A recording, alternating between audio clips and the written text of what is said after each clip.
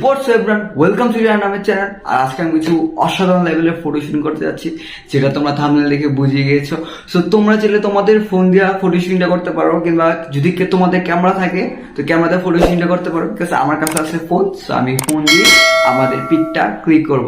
আর যারা যারা আমার চ্যানেলটাকে এখনো সাবস্ক্রাইব করে তারা এখনই আমার চ্যানেলটাকে সাবস্ক্রাইব করো, আর শেয়ার করো তোমাদের ফ্রেন্ডের সাথে, আর একটা লাইকও দিয়ে দাও তোমার ভাইয়ের চ্যানেল। আর সো ফার্স্ট টাইম আমাদের লাগবে দুটো রিং লাইট, ঠিক আছে? তো তুমি একটা চাইলে ইউজ করতে পারো, বাট আমি দুইটা ইউজ করছি। বাট তোমার রিং লাইটটা যদি একটু বড় হয় তাহলে হয়তো ভালো।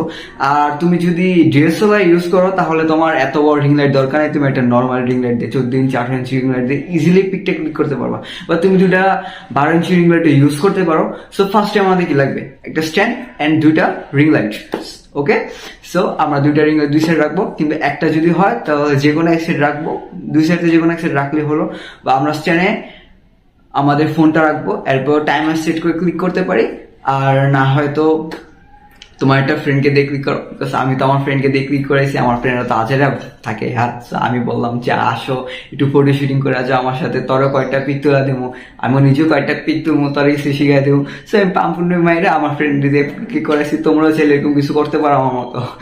তো আর যদি তোমাদের ডিএসএলআর ক্যামেরা দিয়ে থাকে তাহলে কোনো স্ট্যান্ডের দরকারই নেই, তোমরা নর্মালি ক্যামেরা দিয়ে তোমাদের একটা ফ্রেন্ডকে দিয়ে ক্লিক করাতে পারবা। বা তোমার ছেলে ডিএসএলআর ক্যামেরা দিয়ে তোমার ক্যামেরার ভিতরে যদি টাইমার থাকে তো টাইমার সেট করে তোমরা পিকটা ক্লিক করতে পারো। সো তোমাদের নেক্সট কি লাগবে? একটা ব্রেভ, যেটা তোমাদের যে কোনো ফ্লেভার হতে পারে, যে কোনো একটা ব্রেভ হলেই হলো, শুধু ধোয়া বেরোলেই চলো। ওকে, সো তোমার একটা ব্রেভ নিবা। আর আমি তো মাত্র কিছু স্টাইলে ব্রেভ আই থিঙ্ক মানে ব্রেপে দেওয়া বের করছি। তোমরা চাইলে বিভিন্ন স্টাইলে করতে পারো, কিংবা রিং বার করতে পারো, কিংবা আরো বিভিন্ন রকমের ব্রেভ স্টাইল আছে, যেটা কিন্তু আমি পাই না, কারণ আমি ফার্স্ট টাইম এটা করছি। তো আমার ব্রেভের সম্পর্কে তাদের বেশি ধারণা নেই। সো আমি আজকে ফার্স্ট টাইম ব্রেভ নিয়েছি।